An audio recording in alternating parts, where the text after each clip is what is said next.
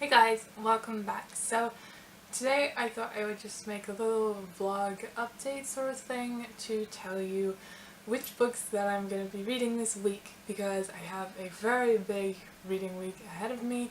Today's Monday, and so yeah, I'm going to be showing you that. So basically I have two dissertations that are due in on the 20th. So my reading is going to be based around that sort of thing, so it is going to be predominantly non-fiction, which I like because I've been reading a lot of fiction and a lot of fantasy really recently, so reading some non-fiction is going to be good for this week. So the only fiction that I have that I'm going to be reading this week is A Place of Greater Safety by Hilary Mantel. This is about the French Revolution, which one of my dissertations is on Robespierre, so it's going to be a lot of this week. And I have pretty much read this book, like not from page to page, but I studied it when I was 16, 17 years old, and now I'm going through it again this week. It's based on the actual historical events, but the author has speculated around things that we don't know to fill in the gaps, so it's a fiction story, but most of it is based on fact. So, and it's really good. If you want a good book about the French Revolution, this is definitely one of them. It's one where they humanize the revolutionary characters as opposed to turning them into these demons that have no life or soul or anything like that. So it's really good for that sort of thing. Then I also have Fatal Purity by Ruth Skur. This is again about Maximilien Robespierre, and it's a biography. Well, you know, it's just a history book about him and about other revolutionary figures and the revolution in general. And then we have Robespierre, A Revolutionary Life by Peter McPhee. Again, like, I read these when I was 16, 17 years old, and now I'm going back to them because of my dissertation. Yeah,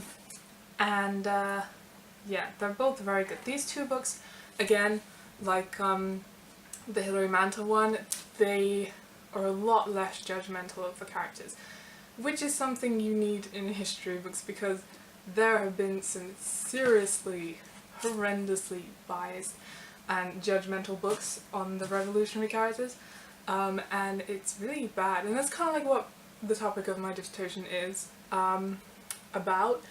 So it's good because now I've found books that aren't like horrendously speculative and judgmental and things like that.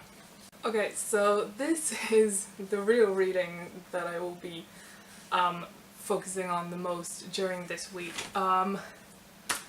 It's probably maybe not interesting to many people on BookTube, but it's really interesting to me, and I like to document my reading on this BookTube anyway, so it might be interesting to some of you guys. So basically, my second dissertation, because I'm doing two dissertations this week, I'm finishing two dissertations this week, is on archaeology, and mostly about how humans and animals have affected woodland areas, you know, with fires or grazing or trampling and stuff like that. So, you know, animals like mammoths and things, because we're looking at the Neolithic, Holocene sort of period. And so yeah, and also how it's not good to be able to tell this through bugs and pollen, which a lot of environmental archaeology looks at. So yeah, so that was kind of just like a ramble about archaeology. It's not what we do with books. So books we have is The Environmental Impact of Later Mesolithic Cultures. So although my dissertation is mainly Neolithic, I'm going to be looking at the Mesolithic time as well. So there's that one. Then we've got Grazing Ecology and Forest History by F.W.M. Vera. Interesting. Okay, I am interested in it, I promise. Then we've got People as an Agent of Environmental Change. So like case studies and what people have done in the archaeological field of this particular subject already. Then we've got alluvial archaeology in Britain, which again, you know, is a bunch of different sort of subjects, articles, essays about the topic from different archaeologists, if you can see that. So, I mean, this has got everything in. Just a whole bunch of archaeological stuff. Then we've got archaeology and the flora of the British Isles. So in this it talks about woodlands, grasslands, disturbed habitats of farmsteads and towns, coastlands and moorlands, just all the types of environment that I'm going to be looking at.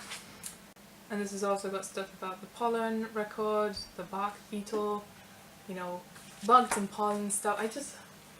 One of my favourite things about archaeology is being able to study bugs and flowers and trees and shells and all sorts of things. I just find it so fun and cool, and I just love it.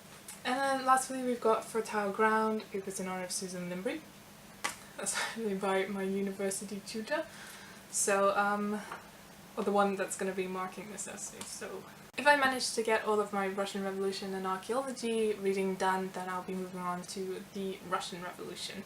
So this book is 1970 to 1921, but I will be focusing more on 1917, or the events during 1917, so like the people like Lenin and Trotsky, also the parties, the events, all of that sort of thing. And I love the Russian Revolution. I didn't actually read much about it until I came to university. Mostly I used to focus on the French Revolution. But the Russian Revolution is so interesting, and it's so similar, unsurprisingly, to the French Revolution. So yeah, hopefully we'll be getting to this as well. So that's all I really wanted to update you guys on, because like I've been doing a lot of this, my wrap up for March isn't probably gonna be as big as I wanted it to be, but I'm gonna make sure to catch up in April, and once this week is finished after the 20th, hopefully I've got a few weeks left in March that maybe I can read even more books and make sure that I'm reaching my reading goal for the year. So yeah, I'll see you guys in my next video, and keep reading. Bye guys.